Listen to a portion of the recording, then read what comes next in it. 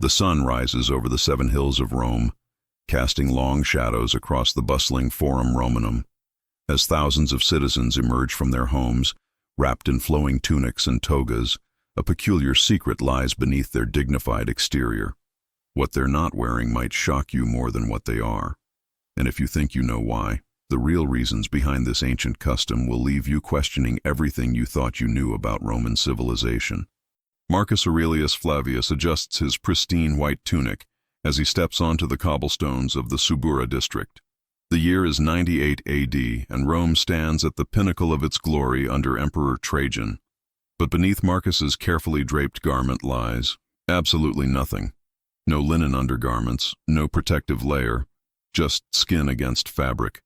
This wasn't poverty, carelessness, or a fashion oversight. This was Rome. The morning air carries the familiar sounds of the eternal city, merchants hawking their wares, the clip-clop of horses on stone, the distant roar from the Circus Maximus. Marcus navigates through crowds of similarly dressed Romans, senators in their purple-striped togas, slaves in rough tunics, wealthy matrons in their stolas, all of them sharing this same hidden reality beneath their outer garments. But why? Why would the most sophisticated civilization of the ancient world, masters of engineering, law, and military strategy, choose to go commando under their clothes? The answer isn't what modern minds might expect. It wasn't about comfort, rebellion, or even practicality in the way we understand it today.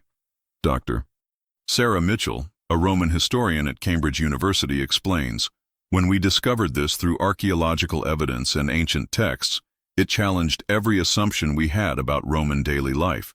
The reasons were deeply rooted in their understanding of medicine, spirituality, and social hierarchy, concepts that seem utterly foreign to us today." As Marcus makes his way toward the Forum, his bare legs brush against the wool of his tunic with each step. This sensation, this direct contact between skin and garment, was no accident. It was prescribed, recommended, and in some cases even mandated by Roman physicians, priests, and social customs that had evolved over centuries. The morning crowd thickens as he approaches the heart of the empire. Patricians stride purposefully toward the Senate House, their togas billowing dramatically. Plebeians hurry to their shops and workshops. Foreign visitors from Gaul, Germania, and Britannia stand out in their strange fitted garments, many wearing what Romans considered the barbaric practice of leg coverings and undergarments. To understand why Romans avoided underwear, we must first understand what they believed about the human body, health, and the very nature of civilization itself. Their reasons weren't primitive superstitions. They were sophisticated theories based on centuries of observation, medical practice, and philosophical thought that guided the daily lives of millions. The Temple of Asclepius stands majestically on Tiber Island, its marble columns gleaming in the afternoon sun. Inside, Gaius Pluvius Maximus, Rome's most respected physician, examines a wealthy merchant who's been suffering from mysterious ailments. As he palpates the patient's abdomen through the thin tunic, his diagnosis reveals the first crucial reason why Romans shunned undergarments. "The body must breathe," Gaius declares, his voice echoing the medical wisdom passed down from Greek masters like Hippocrates and Galen. Any barrier between skin and air traps the harmful vapors that cause disease. This wasn't mere superstition. It was cutting-edge medical science, circa 150 AD. Roman physicians believed in the theory of miasmas, poisonous air that carried disease. They observed that people who wore multiple layers of clothing, particularly the barbaric leg coverings worn by Germanic tribes, seemed more prone to skin infections, fevers, and what they called corruption of the flesh.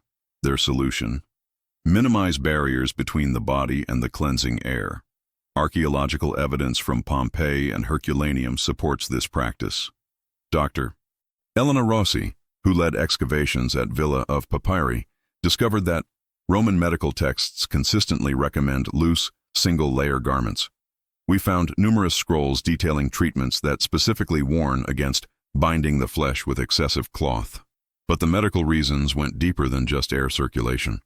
Roman physicians believed that different parts of the body generated different types of humors, bodily fluids that needed to flow freely to maintain health. The genital area, they theorized, produced warm, moist vapors that, if trapped by undergarments, would putrefy and cause everything from infertility to madness.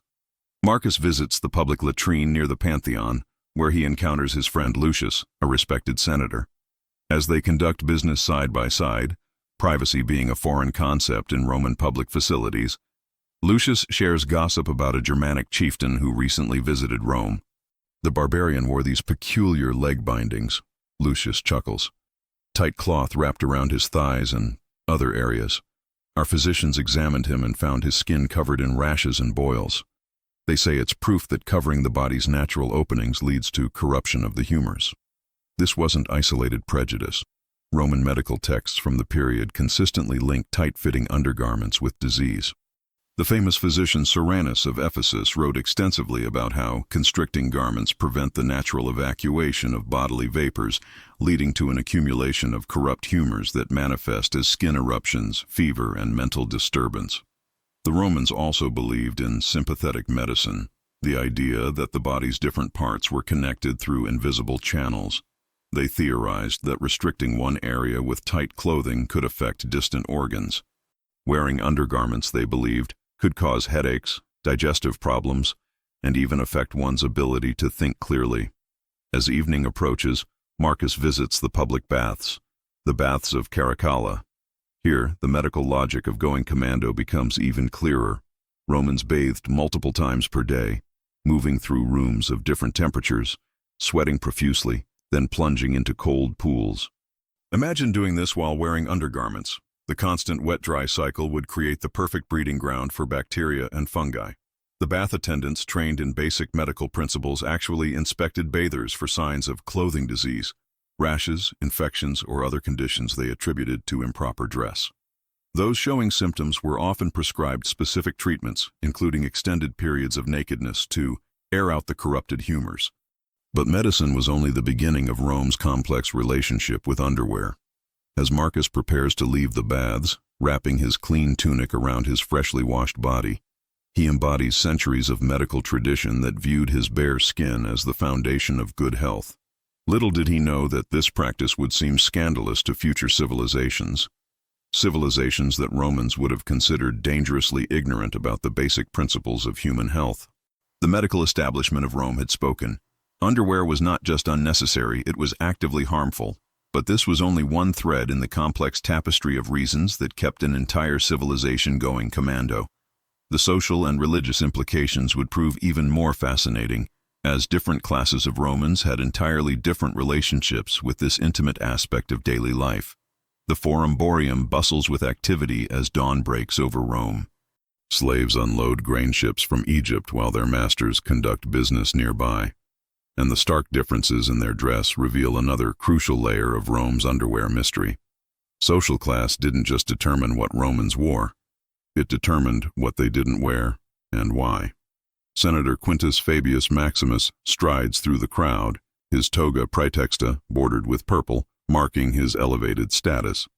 Beneath the layers of carefully draped wool lies nothing but skin, a deliberate choice that signals his membership in Rome's elite. But nearby, his Germanic slave, Arminius, secretly wears crude linen undergarments hidden beneath his rough tunic, a desperate attempt to maintain some vestige of his tribal identity. The elite classes viewed undergarments as a sign of weakness and foreign contamination, explains Professor James Harrison from Oxford's Ancient History Department.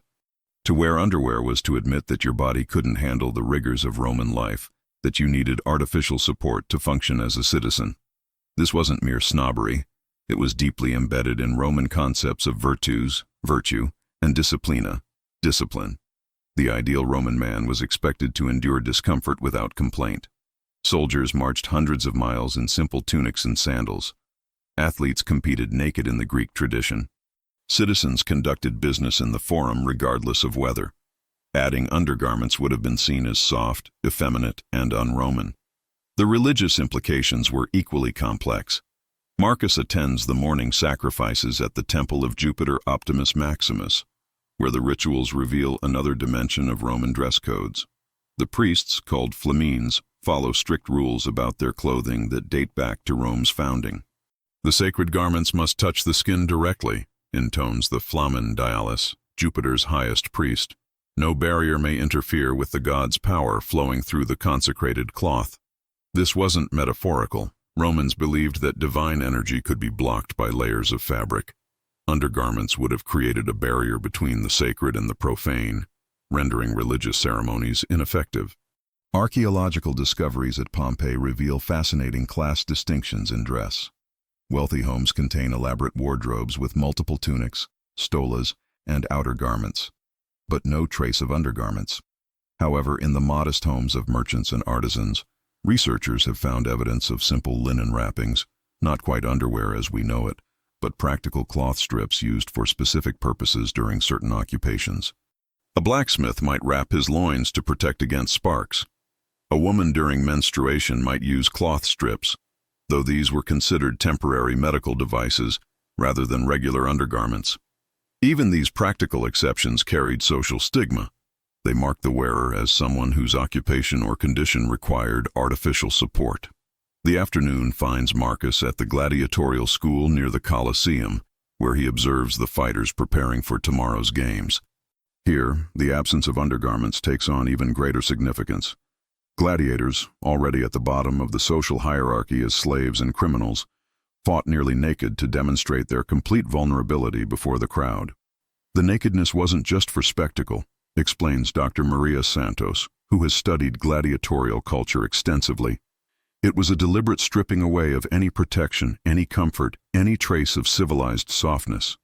These men faced death with nothing between their skin and their fate. It was the ultimate expression of Roman values about courage and endurance. But the most revealing aspect of Roman attitudes toward underwear emerges in their treatment of foreign visitors and newly conquered peoples. When Germanic tribes, Gallic chieftains, or British nobles visited Rome, their habit of wearing undergarments became a source of both amusement and concern among Roman hosts. Tacitus, the great Roman historian, wrote extensively about these cultural differences. He observed that barbarian men who wore leg bindings and loin coverings were often viewed as less virile, less capable of the kind of stoic endurance that defined Roman masculinity. They wrapped their bodies like women wrap precious goods, he noted, as if their flesh were too delicate to touch the air that free men breathe. This cultural prejudice had practical consequences. Roman merchants often charged higher prices to foreigners who wore undergarments, viewing them as soft and likely to pay premium prices for comfort. Military recruiters automatically assigned underwear-wearing foreign auxiliaries to support roles rather than frontline combat positions, assuming they lacked the hardiness for serious fighting. The evening brings Marcus to a dinner party at the villa of a wealthy patron, where the conversation turns to recent military campaigns in Britannia. A veteran centurion describes his amazement at British warriors who fought wearing elaborate undergarments beneath their war paint. "They wrapped their loins and thighs with strips of cloth," the centurion laughs. "When we stripped them after battle, they looked like Egyptian mummies. How can such men call themselves warriors when they fear their own skin touching their clothing?" The guests nod in agreement, but their laughter masks a deeper anxiety. As Rome's borders expanded and more foreign customs infiltrated the capital, traditional Roman values faced constant challenge. The simple act of going commando became a way of asserting cultural superiority, of maintaining the distinction between civilized Romans and barbarous foreigners. But even within Rome, change was stirring. In the shadows of the great city, slaves and freedmen from distant provinces quietly maintained their own customs.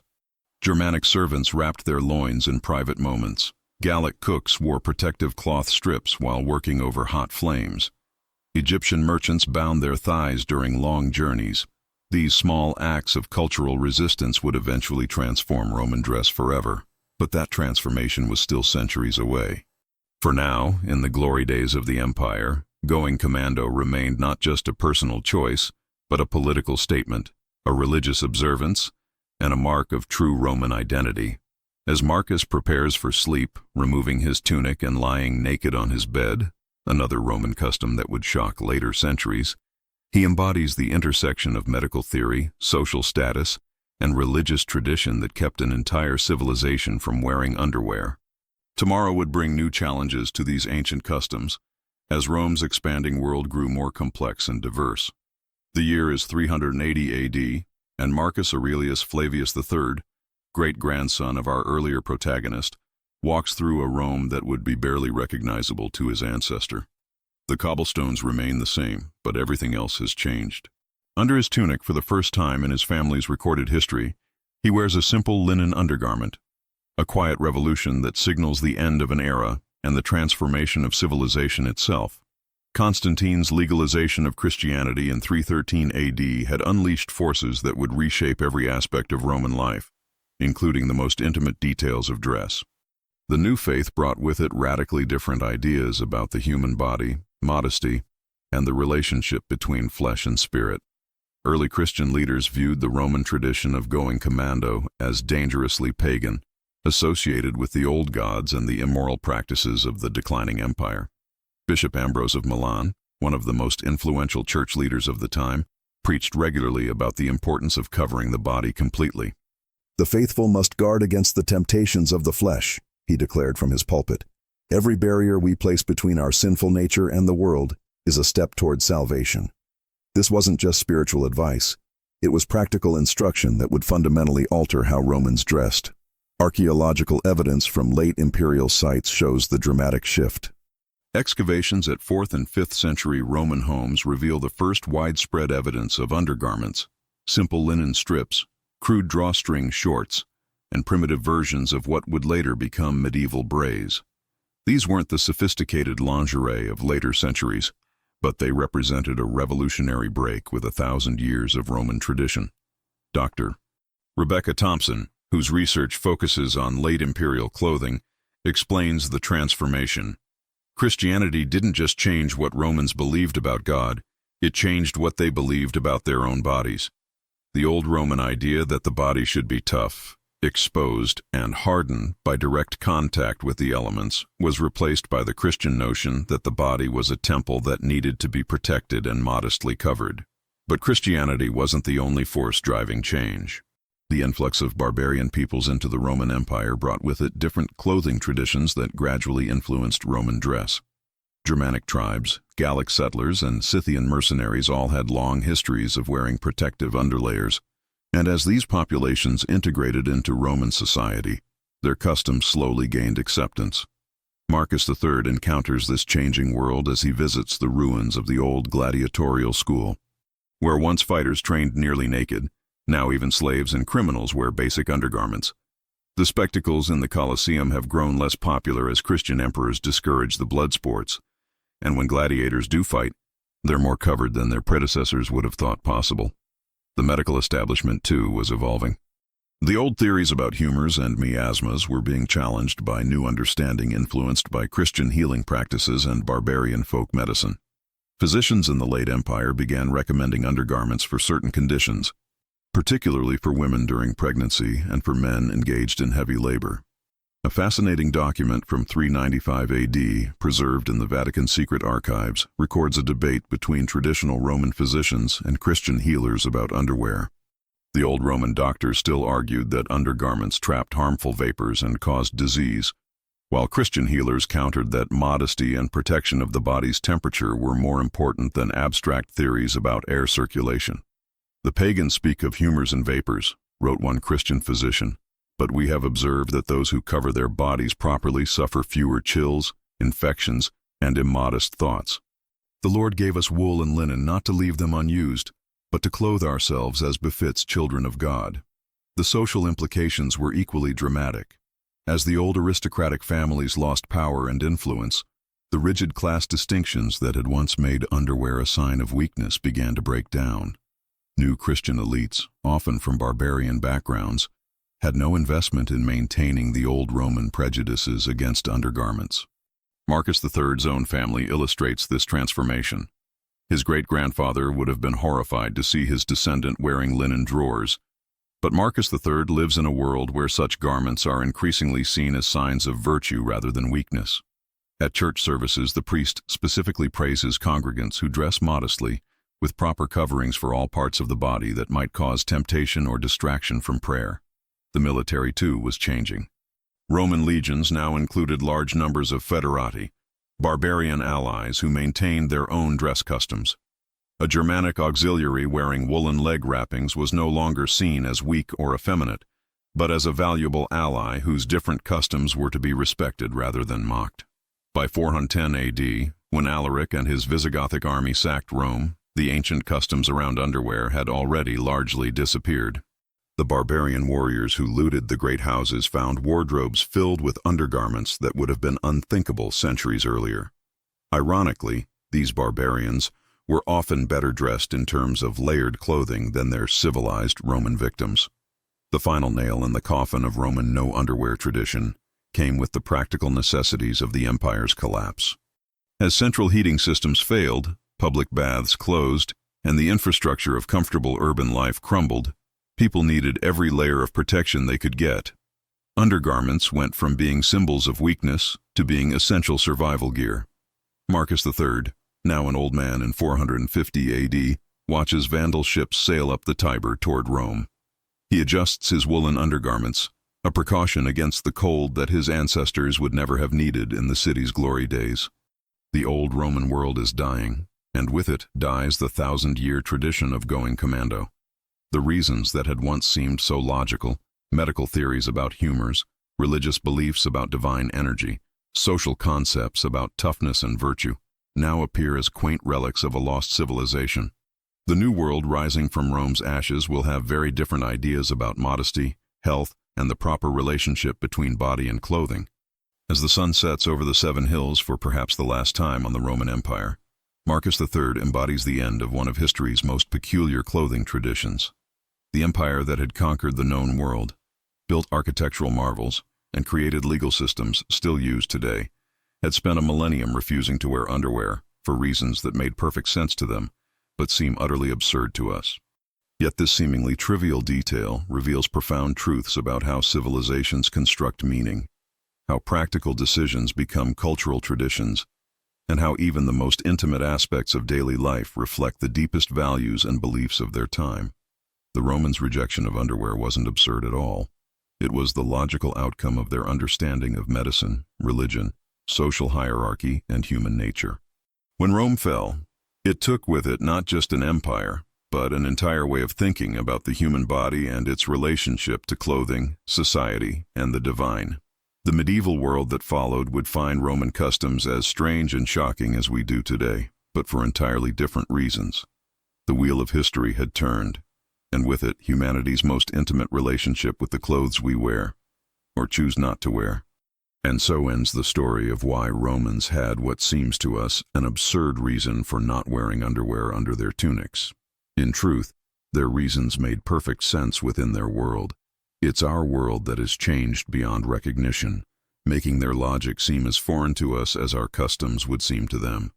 History, as always, is written by the victors, and in this case, the victors wore underwear.